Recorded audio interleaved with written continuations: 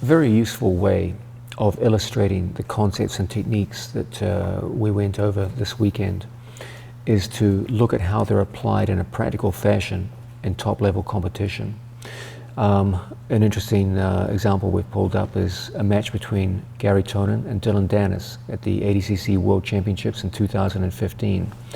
This was an interesting one for the reason that both athletes were skilled in leg locking, and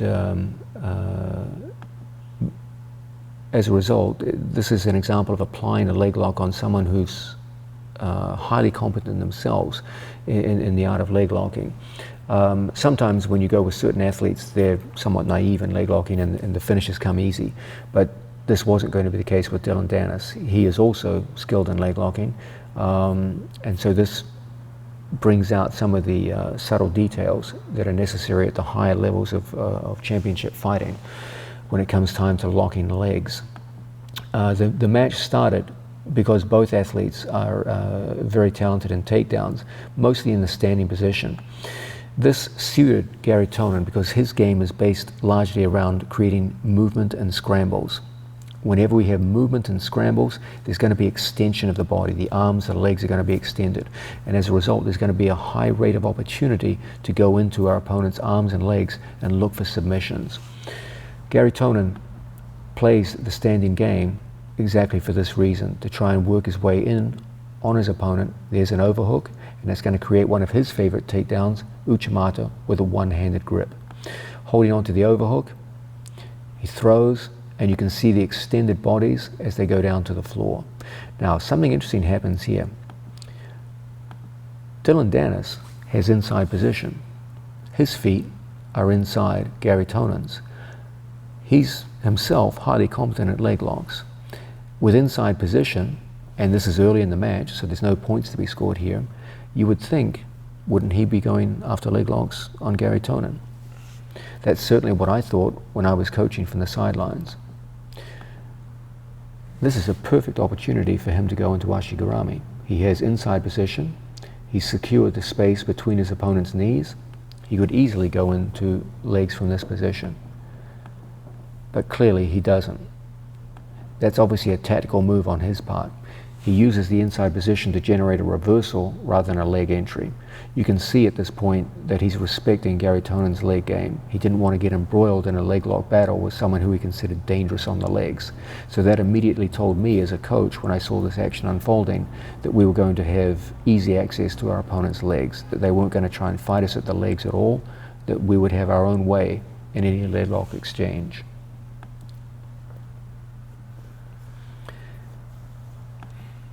As they come up into neutral, Garry Tonon goes into another of his favorite judo moves, Ouchigari. He uses a very low level one down by the ankles and uses a hand assist to finish it. His opponent, Danis, almost stepped out, but Garry used a grip on the leg to finish the takedown and get the knockdown to the mat. Now, this is where things get interesting. We're getting some mat tactics here. We're very close to the boundary of the mat, and so Dillon could use this as a means to flee the mat and escape. So you'll see Garry Tonon has to get a secure grip on the leg. Whenever we want secure grips, always go back to the security of 2-on-1. You'll see that Garry Tonon has two hands on his opponent's leg, and critically, his hand is positioned above his opponent's knee. Whenever an opponent goes to kick out of the single leg situation, it's absolutely critical that we control above the knee to limit the effect of the kick out. Now, at this point, they've almost gone out of bounds. So Garry Tonon has to focus on a dragging motion. He's able to do that because he had that grip above the leg, above the knee. But Danis did a good job of tripping so that when they came back into bounds, Garry Tonon did not have the desired inside position that he was looking for. Right now, they're in essentially a neutral position. Neither one has a decisive entry on the other's legs.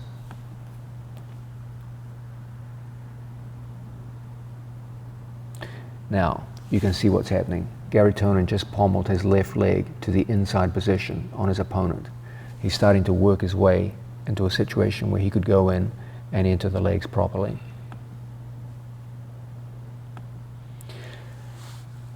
Danis moves away, but has left an entry for the left leg. Yeah, his left leg is... Garry Tonon is controlling above the knee. That's limiting his ability to kick out, and now he'll need a second grip.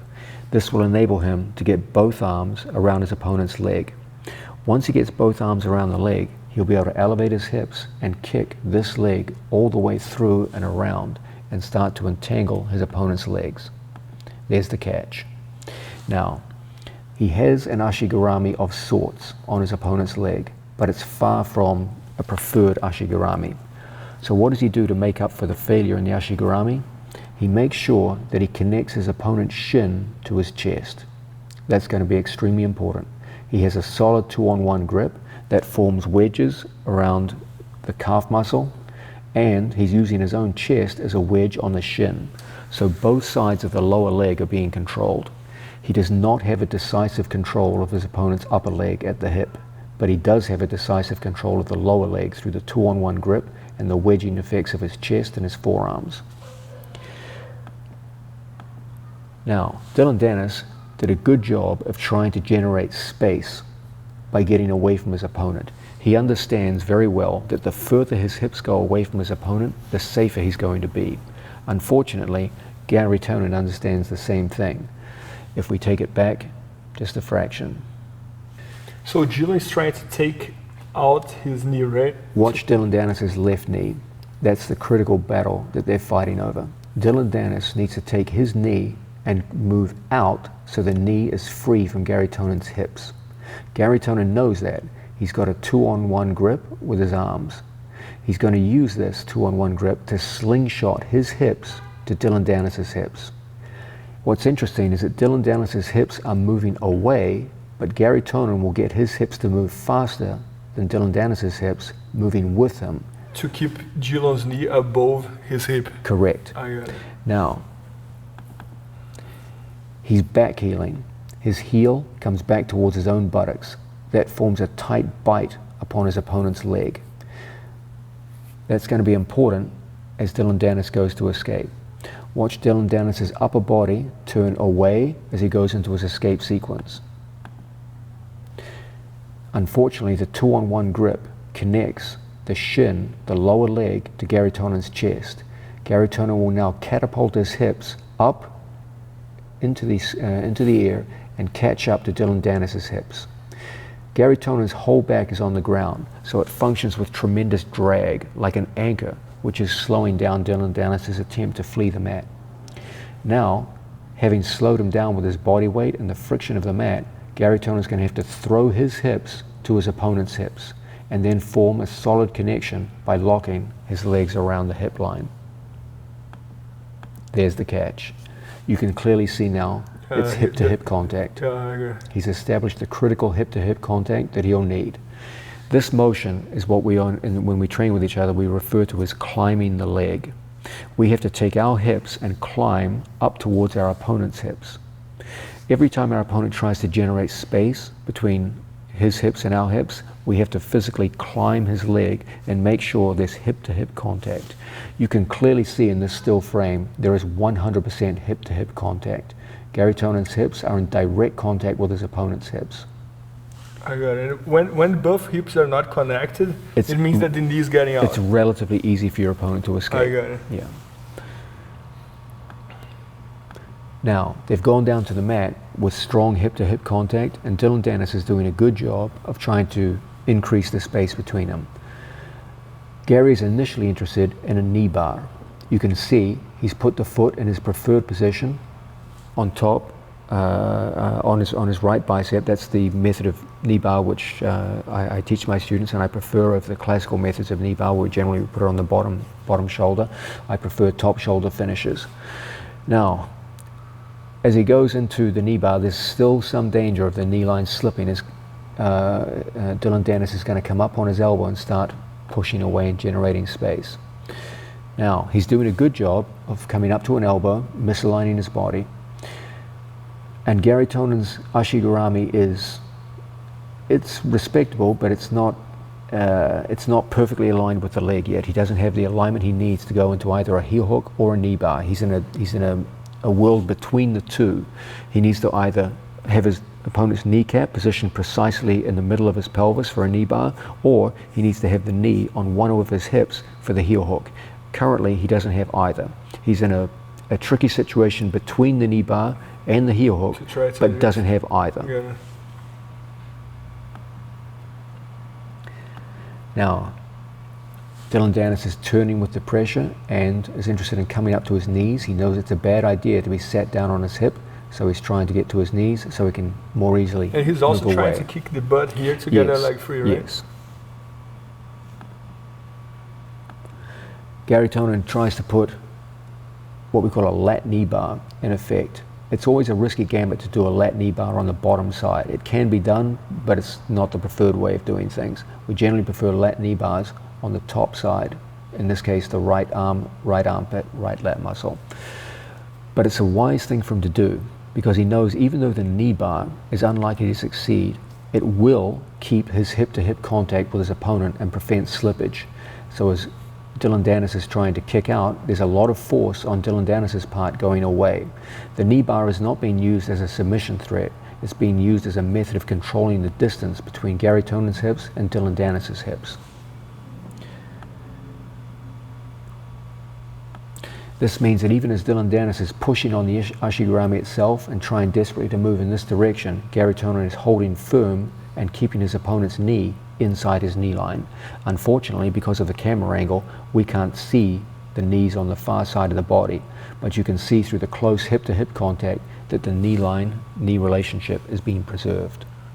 Now, the great benefit of Garry Tonon's decision to put in the knee bar on the bottom arm is that if the angle between the two athletes should change, this is going to change from a knee bar situation into the strongest of all the heel hooks, the inside heel hook.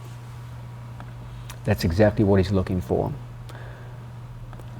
Dillon Danis is trying to rotate. The rotation generally helps the effort to free the knee.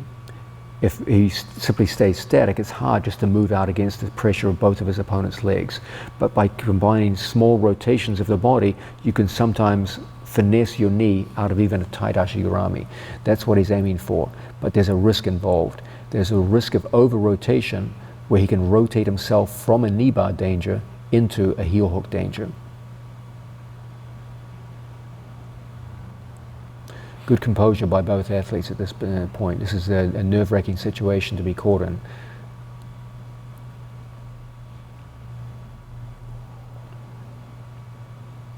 Now, this is where things are getting interesting. Dillon Danis was facing out in this direction, to the right of the screen. He's made a decision to start turning his body in the opposite direction. What happens for the heel hook, right? Yes, unfortunately that's starting to turn in the direction that will actually facilitate Garry Tonon's switch to the heel hook. He did this to apply more force to the buttocks to try and pop his leg out in this direction. Now, I'm not going to criticize Mr. Danis on this because it's actually working. You can see that the space between the two athletes' hips is increasing. What Dillon Danis is doing is working. It was a good strategy on his part. But unfortunately, the angle's starting to shift and he hasn't moved far enough. Garry Tonon does a wise thing here. He takes his hips off the mat. You can see there is no contact of his hips to the mat. That means a large percentage of his body weight is going down into his opponent's leg and immobilizing the leg. So he's controlling the rate at which Dillon Danis can rotate and move away from his body. In addition, you can see the angle of the leg is starting to go more and more into an alignment of the inside heel hook. That's it, right there. Dillon Danis went from facing the right-hand side of the screen to a complete turn to the left-hand side of the screen. And this change in angle has facilitated the switch from a knee bar into the inside heel hook. And there's the pressure. This is an unusual Ashigarami. You'll notice that Garry Tonon's hips are completely off the mat.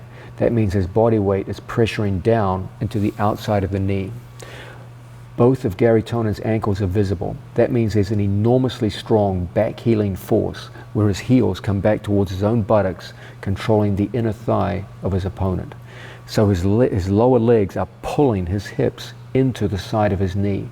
as at the same time he's bridging forward into the outside of the knee and applying a twisting lock. You can see his body is in a straight line. And the heel is towards the other side. Yes, so there's a huge rotation in the leg here. This was a very, very strong, strongly applied lock. Dillon Danis he's a very, very tough and professional athlete. To get someone like him to tap, there has to be enormous breaking pressure. I used to train with Dillon, and super, super tough, great jiu-jitsu. Yes. And he has great leg lock attacks and great defense too. Yes, he's not an easy person to leg lock. I'm very bad with leg locks, foot locks, and he was the one who used to help me out with that. That's interesting. I used to love to train with him because he would attack my legs on all ways, and it would help me to prepare for my tournaments as well, to make sure when someone got close. I've seen him in competition finish people with heel hooks, and they were very well applied. His jiu-jitsu is amazing. Yeah. He's super dangerous, that type of guy that every position is dangerous. You know? Yes. When he's on bottom, he's dangerous. When he's on top, he's dangerous.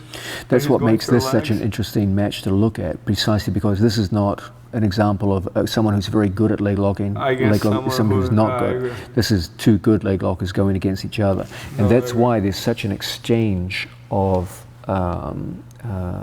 interesting technique here. As they go into that finishing position, you can see someone who's defending in all the right ways, still getting finished. That's what makes this an interesting match to look at. Yeah, I always just say that in jiu-jitsu, like it's a lot about timing. Whoever have the best timing. And of course that if you have the right technique with the right timing, it's because at some point one person has one attack, the other person has the counter for that attack, then you have your counter and whoever. But it's so cool to see like the technique being applied perfect, using like your entire system that I just saw today here during the filming. So it's amazing because you almost have like a curriculum for leg locks, and I can see the curriculum working like on this match, like going from this to that. Yeah, it's many of the things we talked about over this weekend, you can see them clearly in evidence there. The whole idea of the relationship between knee and knee line, for example, and how there's always a demand on the part of the attacker to keep his opponent's knee within the knee line. You can see that the single clearest signal to someone who's watching from the outside as to whether or not the leg lock attack is going to work is always going to be hip-to-hip contact. Yeah, I agree. All the defenses on the part of Dillon Danis are always moving the hips away.